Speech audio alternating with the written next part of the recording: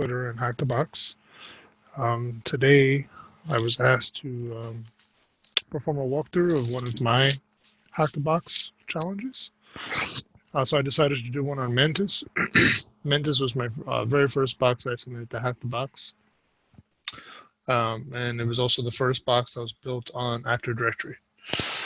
So my background is primarily as a system administrator slash deployment slash data center architect. So I have a lot of blue team skills.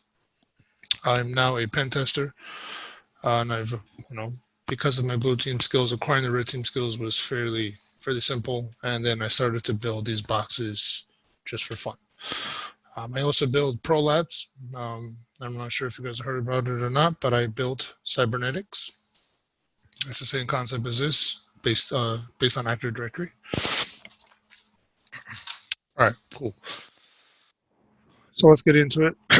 To save some time, I have some Nmap scans already here completed. Right here? No, here. Okay, just like many other box and Hack the Box, first thing you want to do is do a complete TCP scan. So I did here SS. It's very important to have all ports because this port here doesn't show up with a regular SYN or TCP scan. So you want to make sure you have all your ports, and then you can output it to whatever format. I output it to all formats for viewing the .nmap file.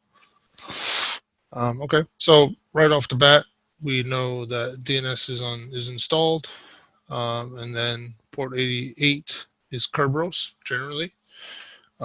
So if you see that, you're most likely interacting with a domain controller or PDC or something dealing with Kerberos altogether. We start scrolling down some more. So 135, 139, 445. This indicates that is a Microsoft box. It's SMB. 389 is LDAP. So having all these three together, you can start painting a picture and start to say maybe this is a domain controller. And start going down. You have some uncommon ports, like I said before, 1237, and then you have SQL, and then you have the tossed salad block on port 8080, and then all the other common ports you generally get with Windows RPC. Scroll down a little bit, it gives you a little bit of information about types of SMB it has. So this is version 2. So right off the bat, just because of the version, you can somewhat say it's fairly updated-ish. The reclining siding is the default for a domain controller, so that's normal. And then this right here tells you that it definitely is it's within a domain itself.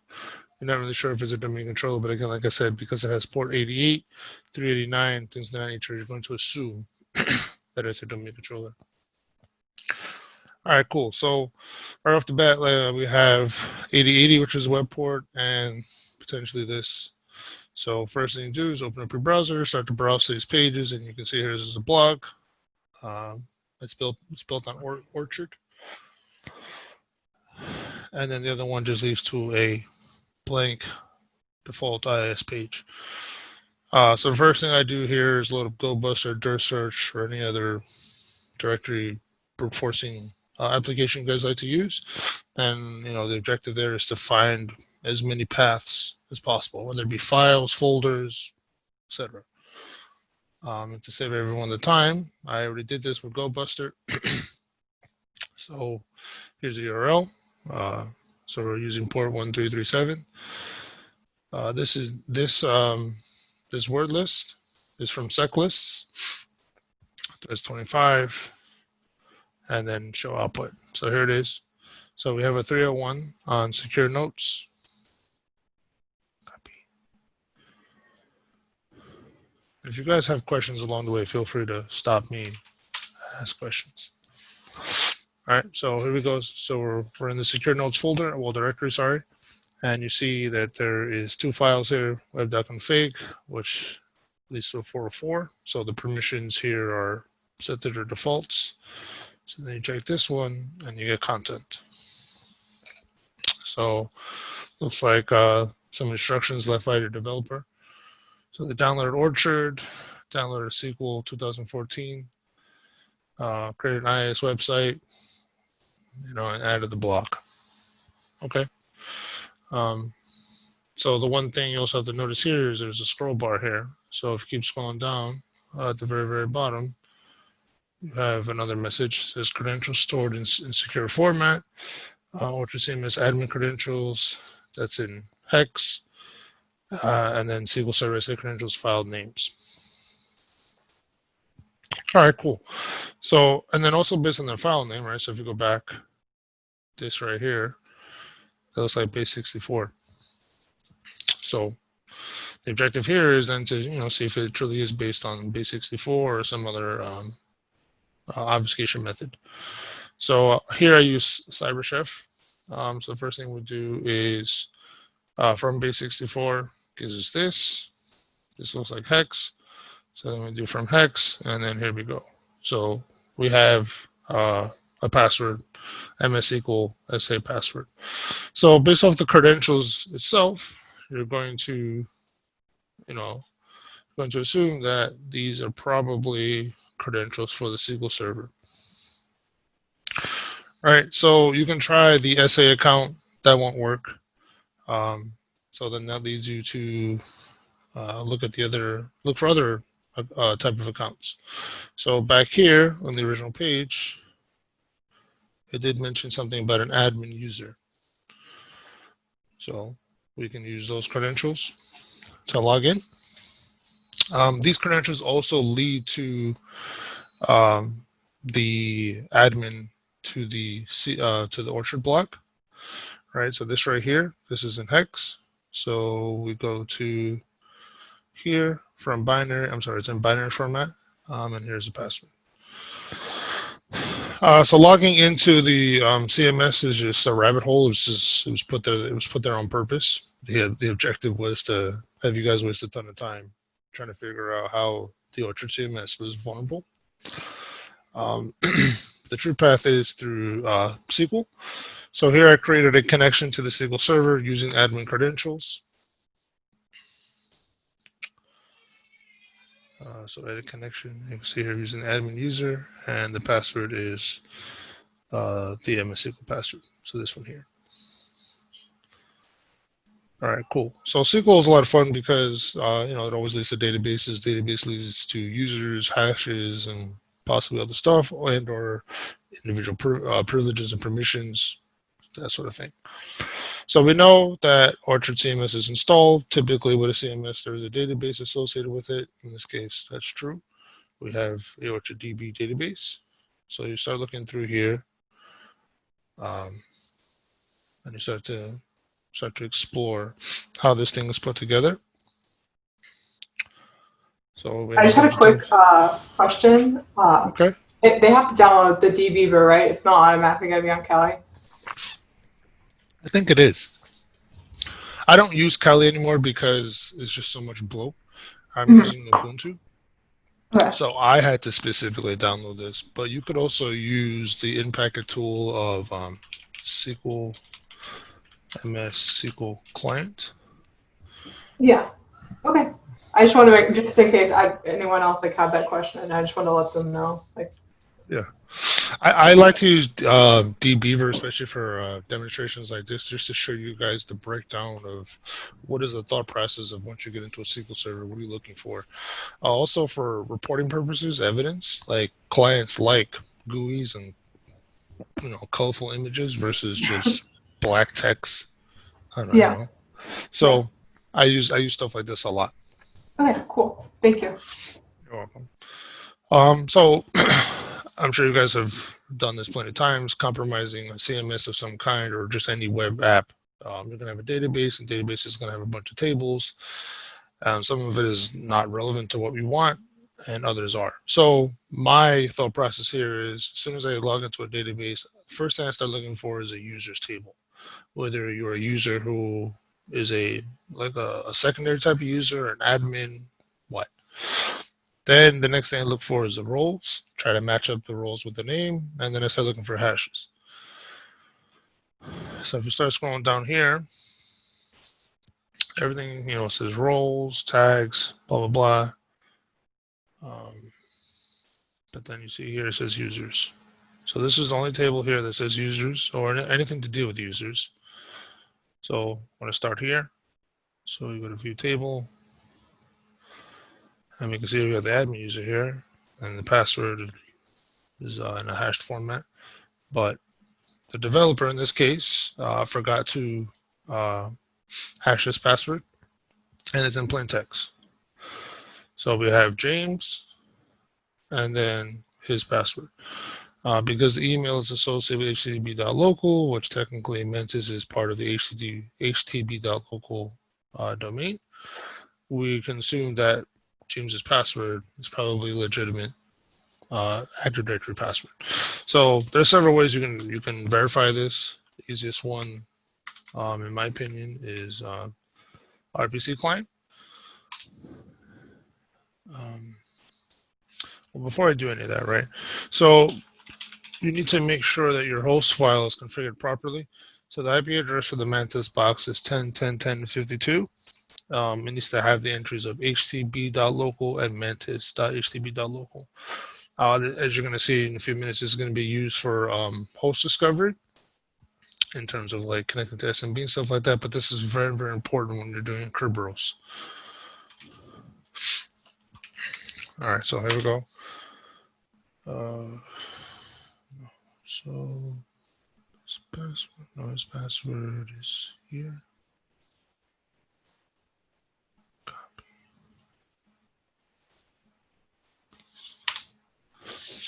All right, so you're in. So first thing you can do is like in DOM users. There's only a few users here. Next thing you can do is look up the specific individuals. So look up names James. This tells me his SID. So everything up until here is a domain SID. This additional 4 numbers is the ID of the individual user. So this is how you distinguish between different users. All right, cool. So we have a SID here, right? You can do a bunch of other stuff. You can enumerate the domain policy, does that stuff like that. We're not doing any password spraying here because we already have a legitimate account, which is James. So, and there's no other account to password spray anyway. So the only thing we can really do here is just gather information. So we have a SID. The next part is the part that's incredibly tricky. This is where a lot of people were stumped on how to exploit this box, mainly because there's generally no clues. Well, the main clue is that if you were to see this in a real-world environment like I did, you would notice that this machine wouldn't have been shut down for a long period of time, right? That's how we as attackers and blue teamers understand that patches are applied, right? You can't apply a patch to a Microsoft server without rebooting sooner rather than later. So we look for the timestamp of when it was last rebooted, so it's uptime. So when this box was originally released, you would have seen it would have been uptime for a very long time, indicating that there might be something wrong. Indicating that the Kerberos patch of MS14068 was not applied. So this was a lot of trial and error, to be honest. That's how I did it on my pen test when I came across this. I started looking up CVEs and Microsoft-related exploits, and I noticed that there was one for Kerberos. It was fairly new, and it's relatively easy to exploit. You just needed a single user and access to their domain controller. So the method of exploitation has changed drastically since this was initially released. So fortunately for us, we have in-packet tools that can help us with exploiting this.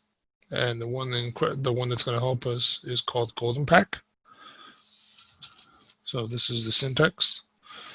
So htb.local is very important, like I said, in the host file, because that's going to tell the Golden Pack utility where the domain controller is. And the rest is there for Kerberos purposes. All right, so copy.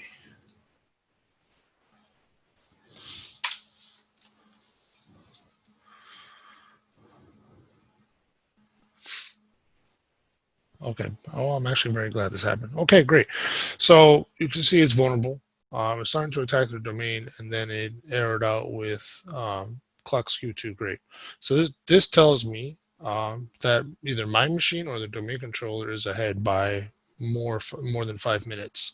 Kerberos is very specific. If the timestamps of anything is out of date, well, out of date and time of 5 minutes, it's going to error out like it did here.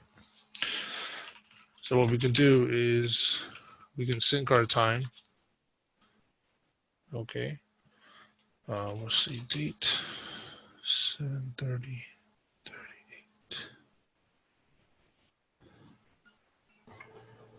Now, are you Yes. syncing to the actual target, or if you were on like an environment, would you sync to the primary domain controller of that network? The target or the domain controller, in this case, they're the same. But yeah, so for whatever reason, our data is not working. Okay. Let me just check my time zone here. No, it says EST. That's the same as the box. This is still not working. Okay, let's try this again.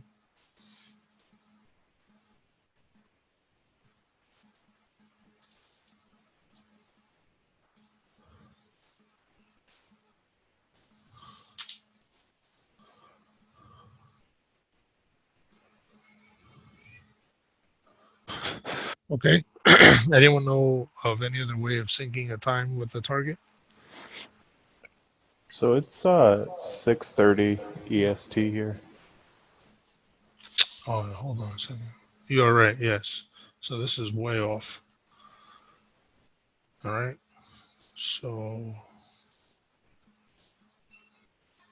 you just have to fill this in.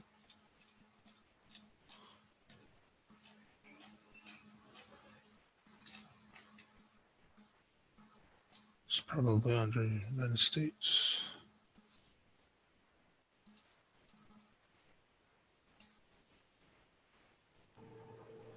Sorry, I had a phone call. I threw a command send text in the chat. Yeah. Okay.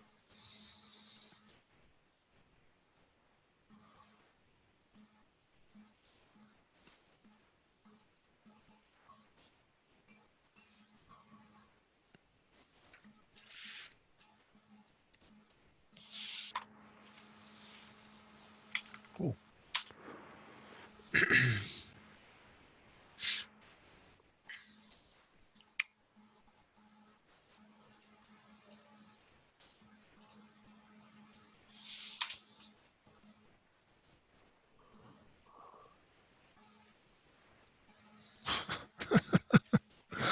Okay.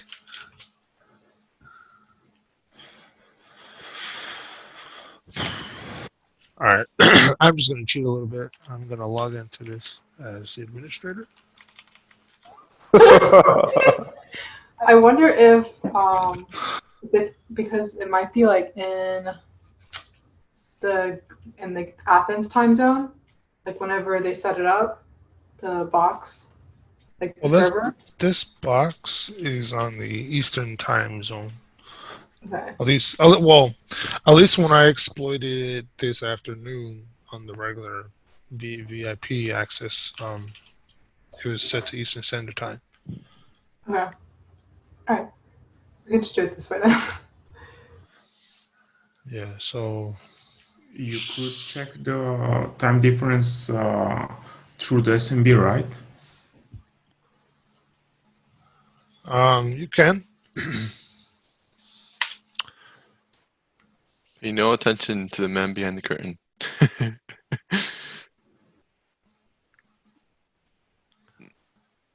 Name of service not known. Okay.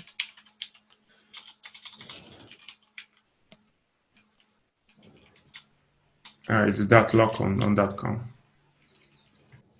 Oh, yeah, you're right. That's why it didn't work.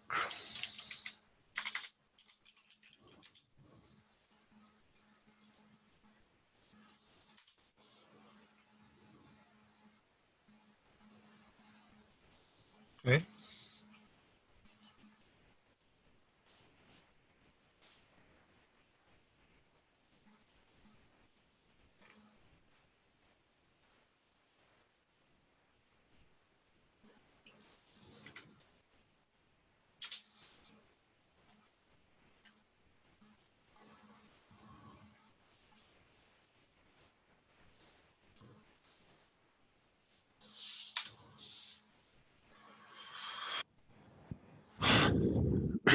Okay. Any other ideas? Hmm. I think there's 4, 5. I'm gonna look back at my notes for one of my other boxes because I know like this same thing like happened to me on another machine.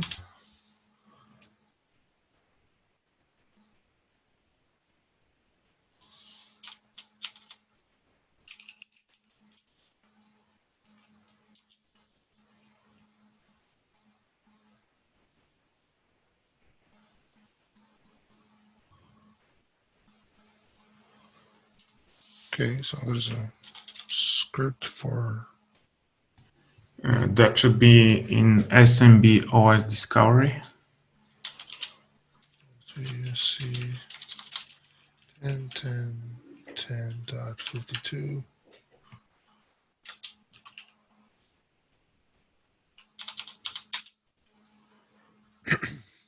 So they've got a timestamp from something. So yeah, when I exploited this, I used our date. It synchronized the time. I was already within the right specifications, but I did it anyway just to double check. And then I ran the at the time it's called the PyKek file. But in essence, what's happening here is you are taking a Kerberos ticket, you're modifying it so that your permissions are set to an administrator. You take that ticket, you forward it over to a domain controller, and you assume the administrator capabilities.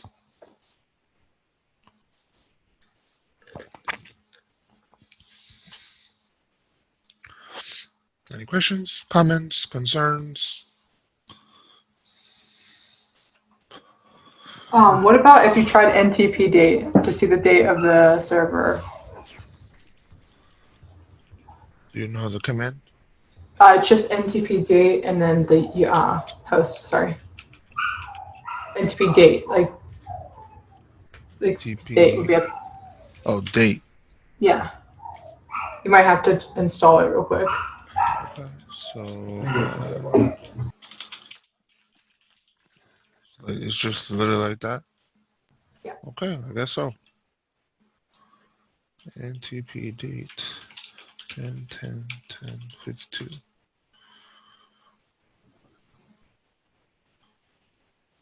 And that's whatever is set on that server.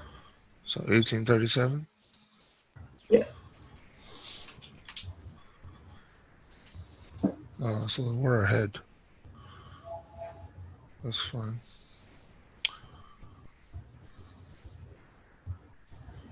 So we're ahead by a couple of minutes.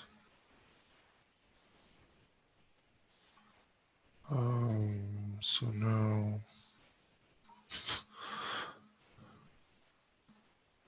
Do any of you guys know how to Uncheck manually? up top. Oh, Yeah, I up top. Yeah. Yeah, this right here. There we go. Yeah, there you go. So change this to like 36. Apply. Okay.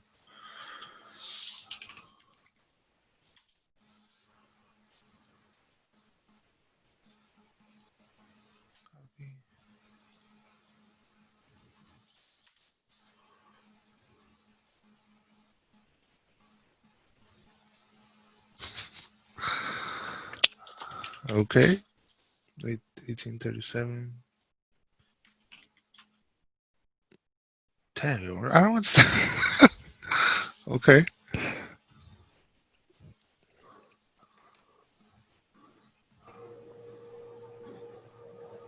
So I'll just put this to.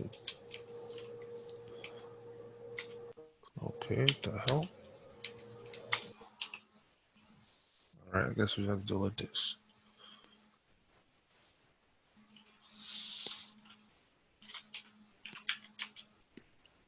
Hmm.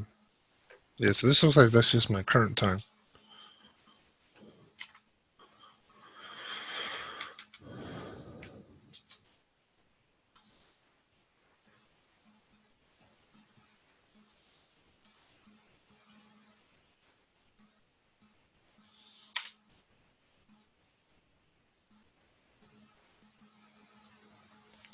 Okay, you know what? We're just gonna go back to the other one. So if I switch over to a dedicated lab, how do I switch back to the regular? Is that So so this one won't work? What am I doing, man?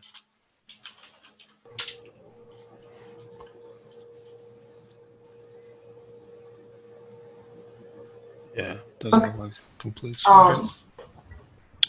Were you able to switch back? So I guess I have to go in here and manually switch back, right? Yeah, after you switch it, it invalidates your last set of keys and destroys them. So every time you switch, you get a new set of VPN keys. Cool beans.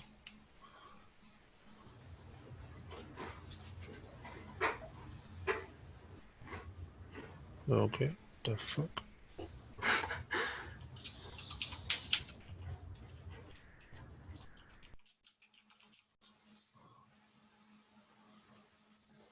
Okay. Don't know what that was about. All right. So just give me a second to get. Um,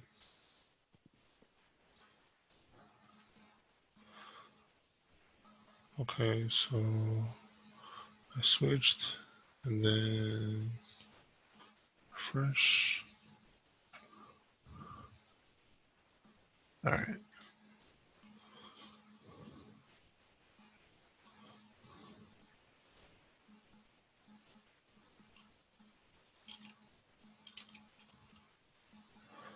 Okay. So.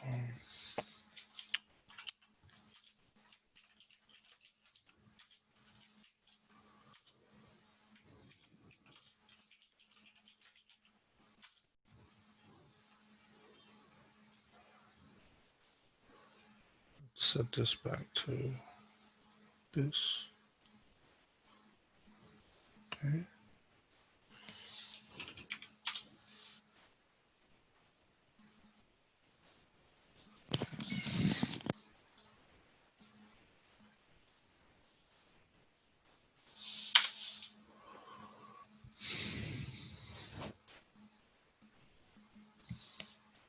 Oh, maybe it's not turned on. Okay.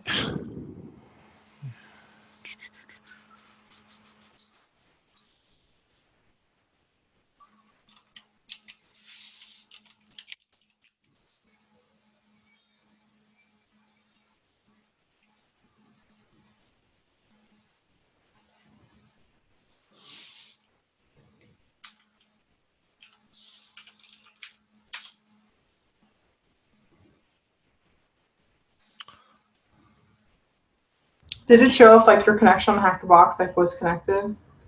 I always just check whenever I switch back because just switching to dedicated servers will sometimes just cause issues. Says it completed. So I'm Oh, like connected. I meant on Hack the Box, like the access page. Oh yeah, it does. It does say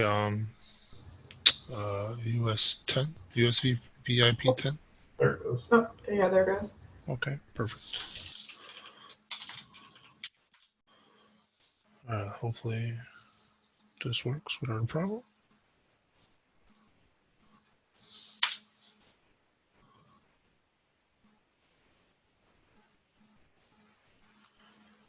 It's probably still booting.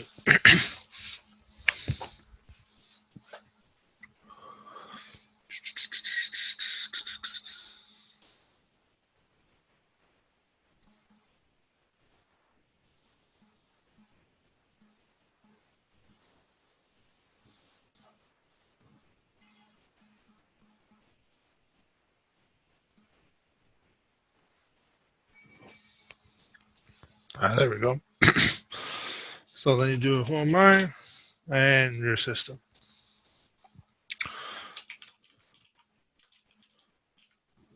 And then what you can do is net user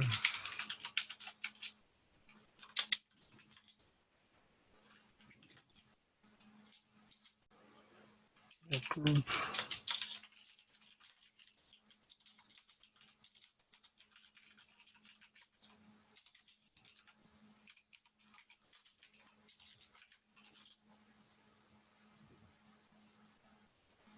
Oh, it's domain admins.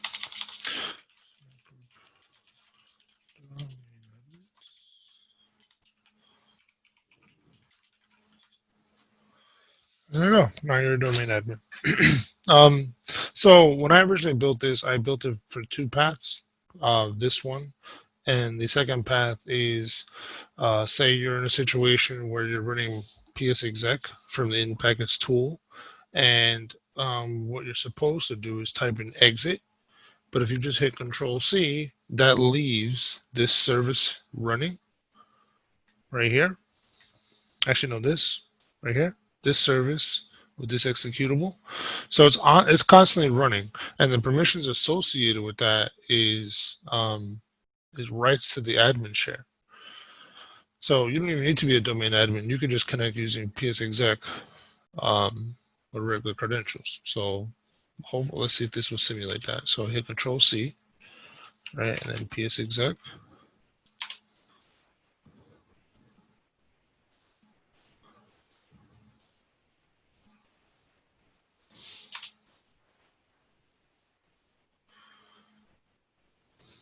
That's fine. Well, I have my creator domain admin, so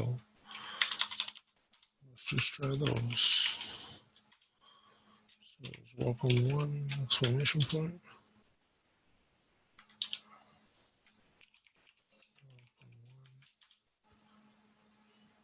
Okay. So I'm logged in. So psexec will always upgrade you to system because it's running services and you're calling them, blah, blah, blah. All right, so Control C. So now let's try psexec using James.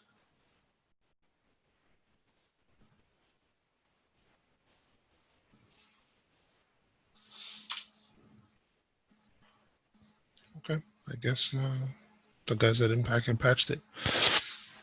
So like I said, the service was running, right? This service here was still running and it could be accessible. You know what? Let me just say something here. Now I'm curious.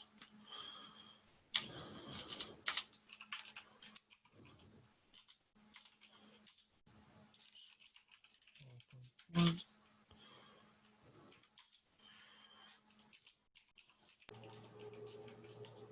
you have to add the dot local on that? What, right here? Shouldn't have to, but okay. So lkys37en, Mantis that used to be dot local. Welcome one, exclamation point. Okay.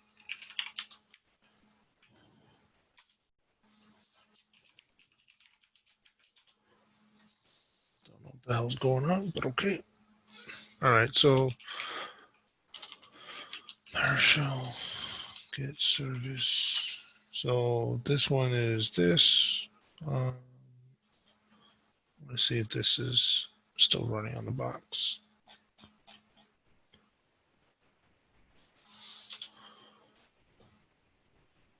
It's still running for whatever reason. So yeah, so this is what happens when you don't exit cleanly. So you leave the service. I just don't know why it's not allowing psexec to write to C dollar or admin dollar. So I'm gonna have to look into that. But yeah, they probably made some adjustments in terms of permissions. But yeah, so as a pen tester, you gotta be very careful when you use psexec, whether it be the Windows one or the in-packet version. And especially if you don't exit cleanly, that service remains running.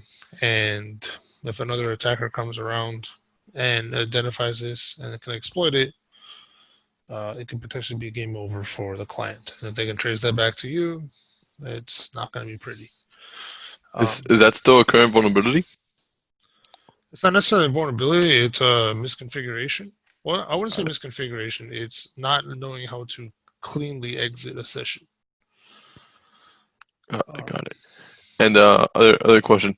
Looking at the MS14-068, that packet is from GitHub. How would you identify a packet like that to use in that type of exploit? So that kind of thing is very difficult, especially today.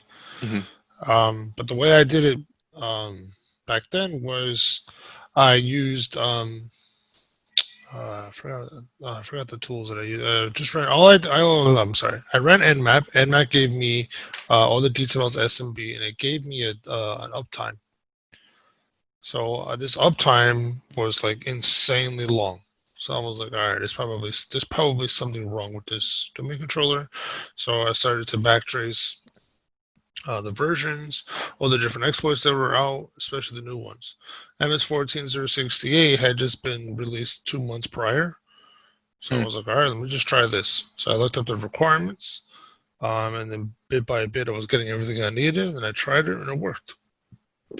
Okay. I'm pretty sure Nessus picks up on this now. So that might be another way you can do it. It's just I've only seen this once in an environment. I've never seen it again, unfortunately. Well, fortunately for them, unfortunately for me.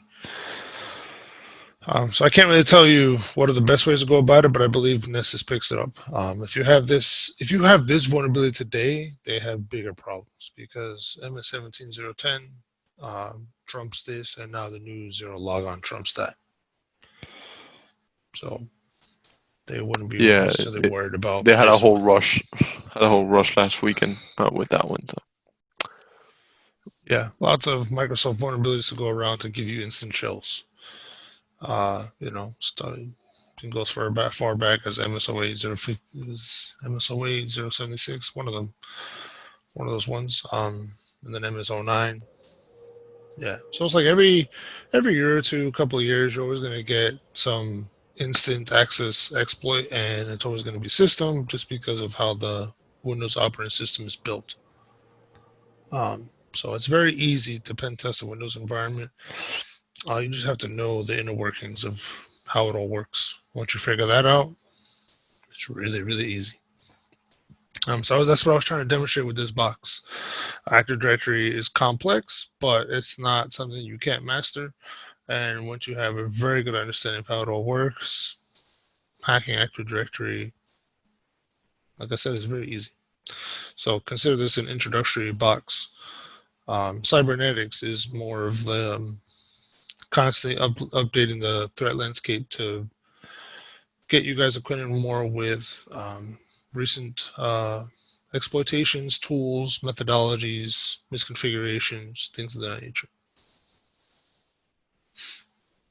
All right, so that's all I got. Do you guys have any questions on how this particular box works or anything else?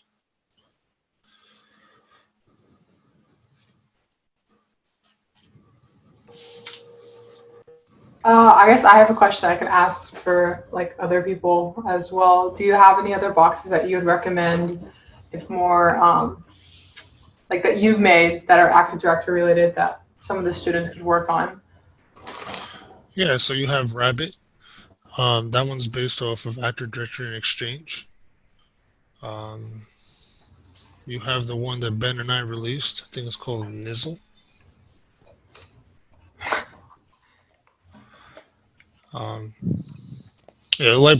my boxes are fairly old, so they're still good in the sense that you can revisit older types of exploits. But the newer ones that are being released, those are the ones that I would focus on the most, because that's generally what you're going to find at a client environment.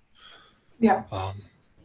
Or do the Pro Labs. Pro Labs is honestly the best way you can learn about hacking Active Directory and getting an idea of what it's going to be like to be a pen tester. Awesome. Thank you. What level would you recommend the students get to before they go to tackle the Pro Labs? Because I know like some challenges, they'll pick up, some might be a little more difficult. See, I would like to say once you've established your blue team skills in different areas, but end of the day, you're never ready, right? Like you're always going to be put in a situation where you're going to either feel uncomfortable because you don't know something, or you're going to be very amped up because you have to learn something new. That never changes, right? Every discipline in IT has that element. So I just say, look, just jump in and take it as you go. Pick a pro lab, and then just take it one day at a time. And then obviously, build up a group. Having a group to, check your exploitations, just talk out loud, stuff like that, or just confirm that the shit's still working. That helps a lot. But I can tell you, my lab specifically don't have any like additional challenges like crypto or anything like that. Like it's the stuff that you would see on a real world pen test environment, right? I built that lab specifically based off all the exploitations that I've done in the past 5 years. So I've done it. It's definitely possible. People are completing it. It's just a little challenging. But then again, that also forces you to read more, maybe reach out to those who have already completed it for some advice, things of that nature. So yeah, man, just jump in and just see what happens.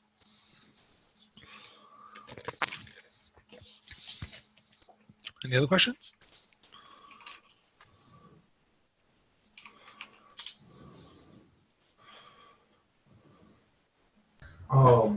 Where did you get the SQL credentials? So the SQL credentials comes from this. So if you go to secure notes, it's this password here. So this is base64. So you take that. All right. So this is the base64. Oh, so it wasn't the binary in that file. So the binary one is this one. These are the administrator credentials to the CMS. So the objective was to waste your time in going down a rabbit hole of logging into the CMS. So me.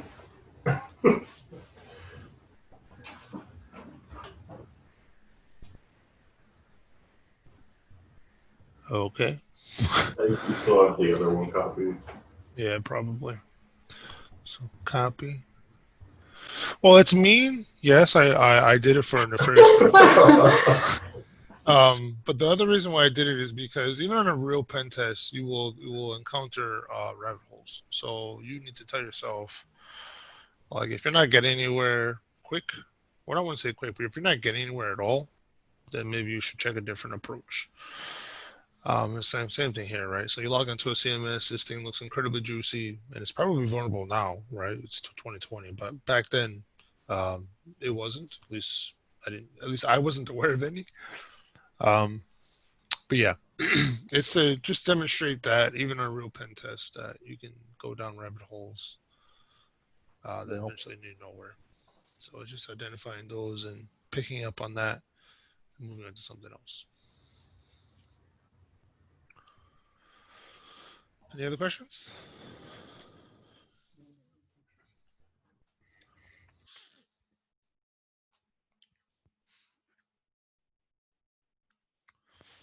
All right. Well, Thank you so much. I really appreciate it. you're welcome. Thank you. Thank you. Thank you.